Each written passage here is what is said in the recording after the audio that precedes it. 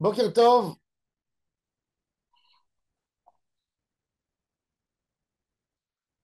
quand Yaakov s'apprête à aller rencontrer son frère Esav,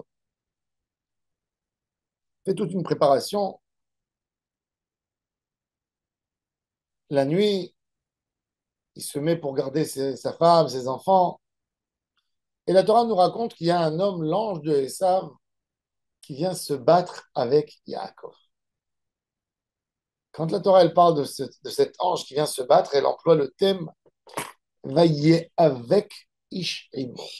Vaillé avec Ma'avak. Le mot He'avkut en hébreu, He'avkut, Ma'avak, Mitabek, ça vient du mot avak, poussière. Pourquoi? Parce que deux personnes qui s'attrapent, qu'est-ce qu'ils font? Ils bougent. La terre, elle fait sortir la poussière.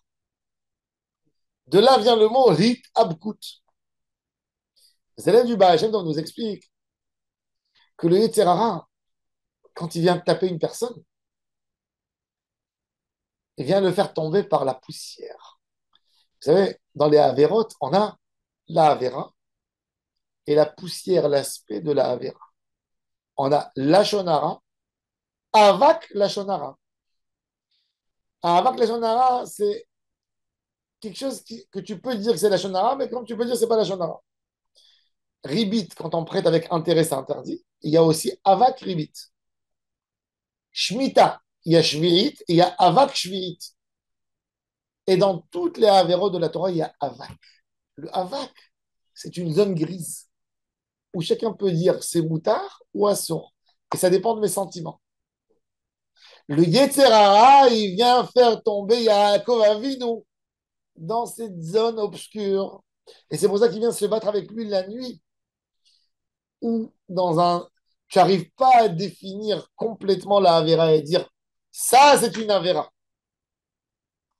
Sur ça, il essaye de piéger Yaakov Avinu.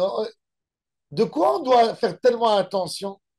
Des choses qu'on sait que c'est pas correct, mais on n'arrive pas à expliquer que c'est une Avera. Ça, c'est le plus dangereux pour un homme. Parce que quand un homme, il fait ça avec une conscience, c'est trop petit, c'est facile, c'est pas si grave que ça. C'est là où on tombe dans les plus grands pièges de la Avera. Le Rama, il nous dit, dans la tefila du matin, il dit que la Averot, qu'on doit faire tchouva, c'est pas la Averot qui a un doute, il faut faire plus tchouva parce que tu te dis, peut-être j'ai pas fait une Avera. C'est pour ça qu'un homme qui a un doute, s'il a fait une Avera, il amène un korban plus grand qu'un korban khatat d'une Avera évidente qu'il a fait. Parce que l'homme de lui-même, il ne fait pas de tchouva. Et le Yetzerara, il essaie de faire tomber l'homme dans les choses qui sont poussiéreuses, où tu n'arrives pas à mettre le doigt et à dire, il y a une Avera ici. C'est là-bas où il a essayé le malheur de faire tomber Yaakov Avinu. Et c'est pour ça qu'il est écrit que quand Yaakov est parti chercher des petites choses qui lui sont restées, là-bas, il est venu s'attaquer.